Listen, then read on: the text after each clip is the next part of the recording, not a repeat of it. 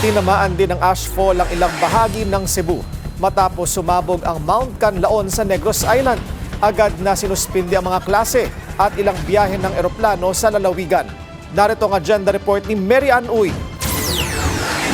Nakamotor man o naglalakad, lahat nakasuot na ng face mask. Ito'y matapos maramdaman ng mga residente sa Metro Cebu ang hangin at alikabok na dulot ng ashfall mula sa Mount Canlaon sa Negros Oriental. Agad sinuspende ang klase sa halos lahat ng pampubliko at pribadong paaralan. Everyone was like, we all had to go, and then everyone's wearing a mask right now. 72 kilometers from Cebu City, there was like a volcano eruption, like a boom, boom, boom, and there was an ash that came. So we have to wear the mask so that we will inhale the ash. Buong Cebu Province ang nakaalerto dahil sa ashfall mula Canlaon.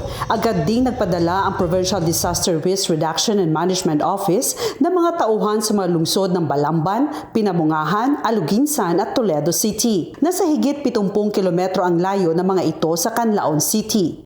Ang atong ashfall is being monitored in several provinces, especially on the central Cebu part, to from Bananwa down to News Island and up to Susi areas. So namin, hindi ko na nato sa Juan sa Nobel staff and I'm gonna share direction going east in the orientation of north.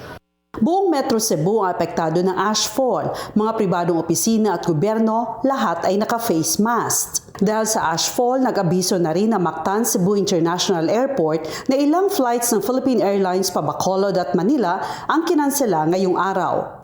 Para sa agenda, Mary Ann Uy, Billionaire News Channel, Cebu.